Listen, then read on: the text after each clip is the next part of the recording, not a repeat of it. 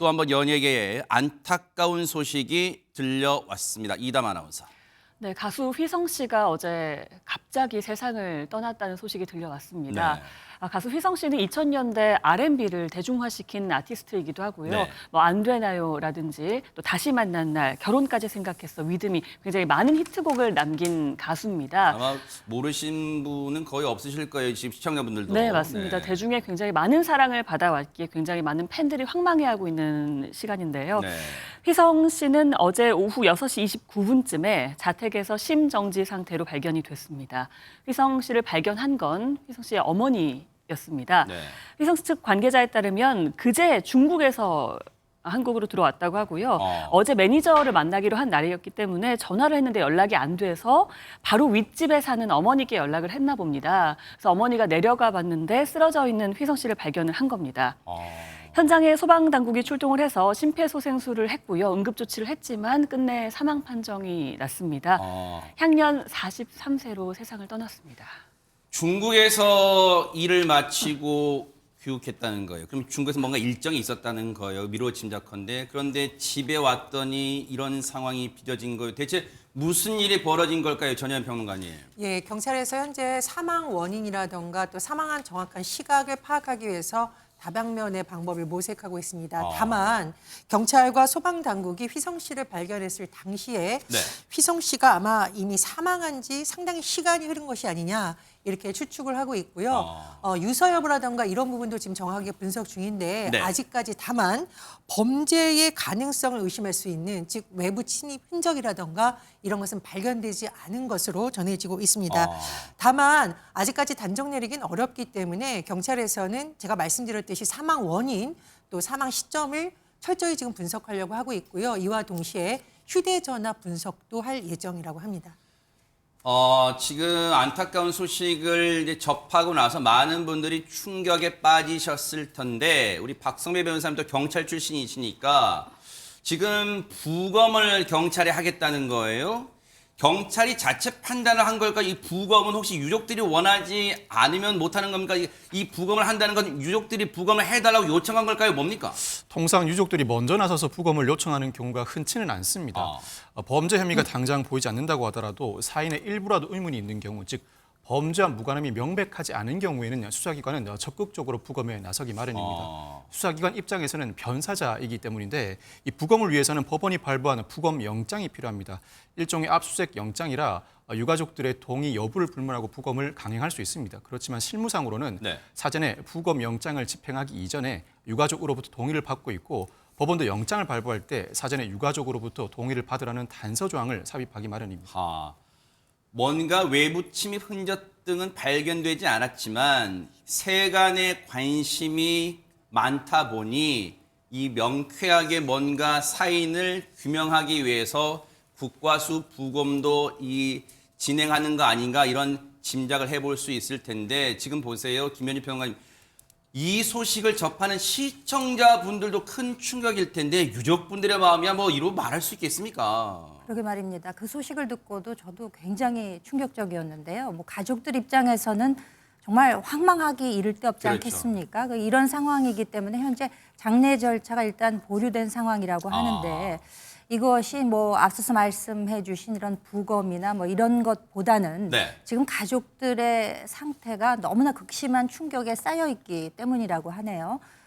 그 소속사 측인 타조 엔터테인먼트에 따르면은 이 갑작스런 비보로 인해서 유가족들이 너무나 큰 충격에 빠져 있어서 장례 절차를 더 이상 진행하지 못하고 있는 이런 형편이라는 것이죠. 왜 안 그러겠어요, 진짜네. 그러니까 이제 유가족들이 마음을 조금이라도 이렇게 좀 추스리게 되면 추후에 이제 장례 절차를 진행할 예정이라고 하는데 유가족 뜻에 따라서 친지와 지인들만 참석한 가운데 아무래도 좀 조용하게 치러질 예정이 아닌가 이렇게 예측이 되고 있습니다. 그래서 이와 연관해서 그 장례 절차를 추후에 이제 안내를 할 수도 있지만 또 어떻게 생각해 보면 별도 안내보다는 이 장례 절차 자체가 생략될 가능성마저 언급되고 있는 이런 형편입니다. 안타깝네요. 그런데 이담 아나운서 앞서 얘기 들어보면 휘성 씨가 매니저와 뭔가 일정을 이 약속까지 했다면 구체적으로 뭔가 활동을 계속해서 이어나가는 그런 과정일 텐데 지금 갑작스럽게 이런 소식이 들렸단 말이에요. 어떻게 된 걸까요?